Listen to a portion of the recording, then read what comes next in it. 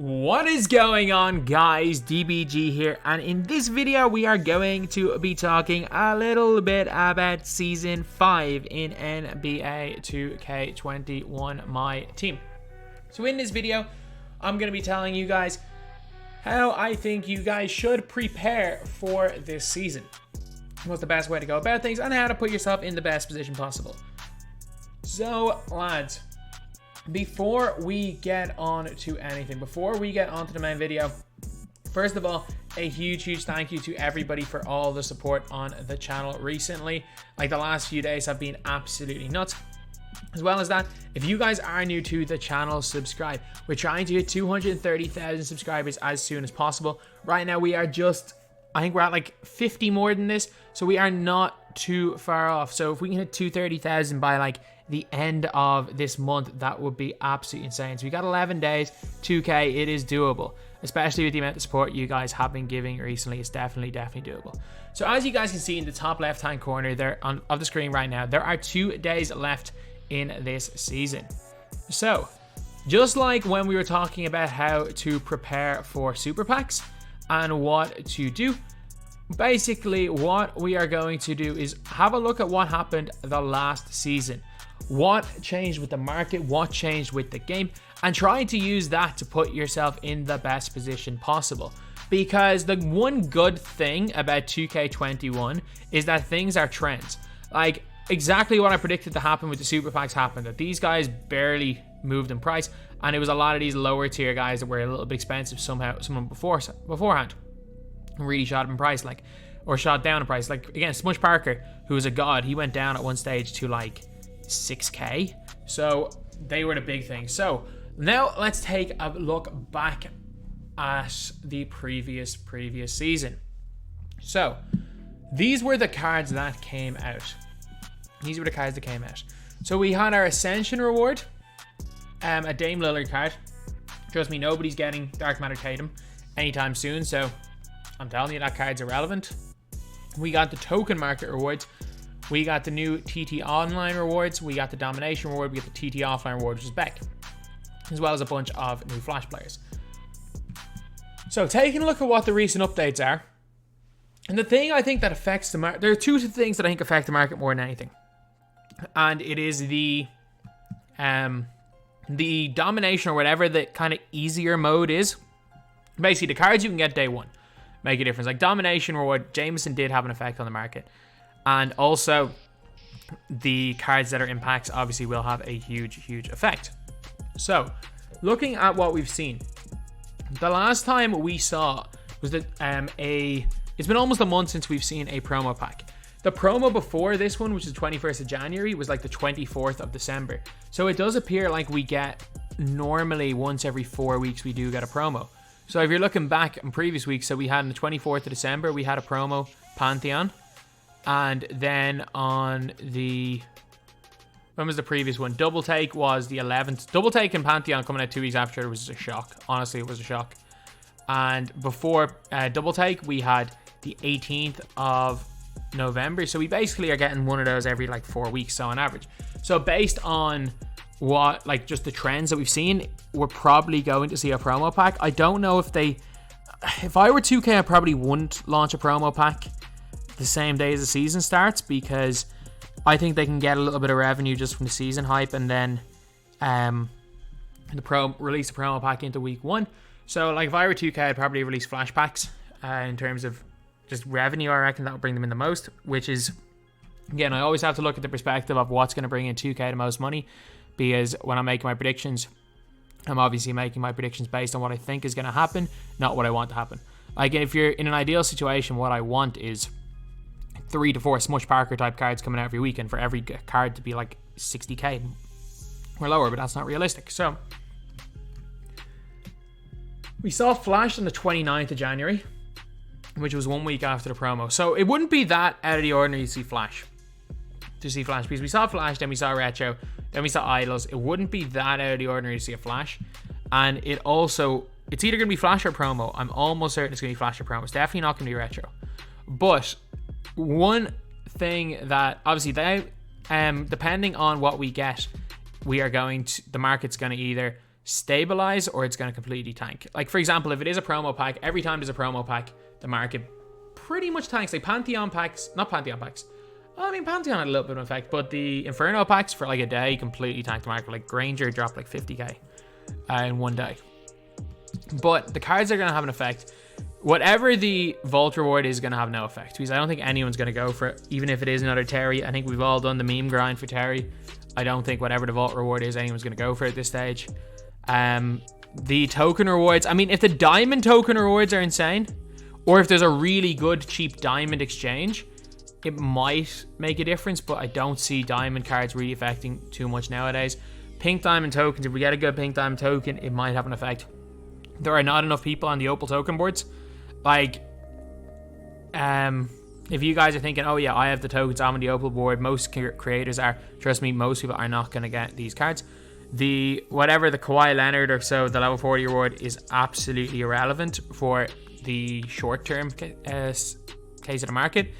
The unlimited reward, I don't think makes a difference. The limited reward's too long down the line. The ascension reward is irrelevant. So the only thing I think is that's going to be relevant to the like auction house is whatever the domination is, as well as whatever is in the packs. And whatever is in the packs is just normal. It's just going to be normal things we see in packs. It's going to be like the way the market goes down every Friday. But Jameson, or whatever the equivalent is for domination, spotlight sims, whatever it is, whatever they decide to put in as their new game mode, whether it's a new domination or it is spotlight sims like they said in the original dev blog, I think whatever that card is going to have it'd be a big factor. And if it is spotlight sims and it's a bunch of like diamond cards that you grind up on the way, maybe it'll be a whole bunch of diamonds, maybe it'll be a whole bunch of amethyst evo to diamonds, which would be great. And maybe they just do it like a domination, where maybe they do a new domination where you get like 30 amethyst evo to diamond cards, like another current domination, then you get a galaxy opal card when you lock in for all those, or a pink diamond evo to galaxy opal, like something like that would be interesting anyway. But yeah, so now we're going back to it. That is having a look back at what happened in the previous year or in the previous seasons, as well as how I believe the market is going to be changed and just the game mode in general is going to be changed. Because at the end of the day, whether you are playing the game or whether you are just an auction, like the auction, as Space Ward Bird says, the biggest unofficial game mode in the game is the auction house. So whether you're looking to just make profit, improve your team, at the end of the day, the season starting is a huge thing for that. So how am I preparing for it? You guys have been seeing I have been preparing for this quite well, I think. One thing, again, my biggest regret was buying E. Is he my biggest regret? Because he's not because he's a beast. He's a beast. Problem is that he doesn't make, I don't play unlimited. Like, again, 3 of these losses weren't losses, they were just disconnects. But I'm 16-4, which is like what's that, like an 80% win record. Messing around most of the time with my free squad. Like, I'm using my free, if I'm playing unlimited, I'm playing with my free squad right now. Like right now, in terms of no money spent, I've been grinding these offline grinds. I'm grinding up Zerbiak, grinding up Sean Marion. So I believe we do have a pretty nice team, but I just haven't played enough, and he is just dropping in price. But there's no point selling because I haven't badged up and I'll make a huge loss. But what I would advise you to do, I'm not even going to say sell your players, because if I say sell your players, then it's going to crash the market and it's the wrong idea to sell your players. My advice to you is don't buy anybody between now and Friday. It is Wednesday night. You can go one day without making a addition to your team. I'm telling you, any player that you buy today, you're probably going to have to replace somebody on Friday. You might as well just try to, if you're replacing one person today, you may as well just try to replace them on Friday, because what that's going to do is it means you're going to have a lot more options. For example, the player that I'm looking to replace, the only player I'm looking to really replace is Brad Davis on this team. I'm happy with Smush, I'm happy with Dishinger, I'm happy with Zerbiak, happy with Jameson, I'm happy with Ian Dino. Like, yeah, I can definitely make improvements to my squad, but I'm happy with them all. Like, the one player I'm really trying to improve is Brad Davis. So, what is going to happen is I'm going to wait for Friday. Like, could I buy Lonzo Ball today and improve Brad Davis? And with the amount of MT I have, I wouldn't hesitate to buy Lonzo Ball. Or even buy Oscar Robertson, or buy actually, I'm on next gen, buy Kobe White. Like, it all depends. I could easily buy Kobe White, but the problem is that if, for example, if we get great moments cards tomorrow, or if we get Friday, 2 or 3 good point guards, the domination spotlights in whatever it is reward happens to be this god tier point guard, then I can say, you know what, I'm going to go get that reward, and then I'm going to replace my point guard position, rather than spending, say, 60k on a Kobe White or Alonzo. And if it turns out that we get a free reward that's relatively easy to grind, it's better than Alonzo Ball. Or 2K do what they've been doing recently and giving out like unbelievably ridiculous cards. I'm trying to think who could be better than Smush Parker. Maybe an Amethyst to an Amethyst to a Diamond Evo. Are there any like 6'7", 6'8" point guards in the NBA? Sean Livingston has a broken release. Trying to even think. Maybe they released LaMelo. Like, imagine if they released LaMelo Ball with Pro 3 behind the back. The Curry slide or released it's as good as Lonzo, and he's an inch taller with a longer wingspan. Like, imagine if they go and release, like, saying an Amethyst to a Diamond Evo LaMelo, or a Diamond LaMelo Ball, who's like 40k, and he's actually ends up being better than Lonzo. Like, you just never know. And obviously, what you guys are saying, you guys can make the argument that, by my logic, what's the point of ever buying anyone, because the next week we're going to get a better card. And there's definitely merit to that. However, the difference is that normally on a Friday, we get like 10 cards. When a season gets started, let's see how many cards it actually is. This was 32. We are getting 32 new cards on Friday. Whereas instead of the like 7 or 8 cards we get normally on a Friday on average, or max 12, we're probably going to get somewhere between 30 and 40 cards. And to Spotlight Sims, we're going to be getting 50 plus cards. So yeah, that is pretty much it, lads. Just stay calm.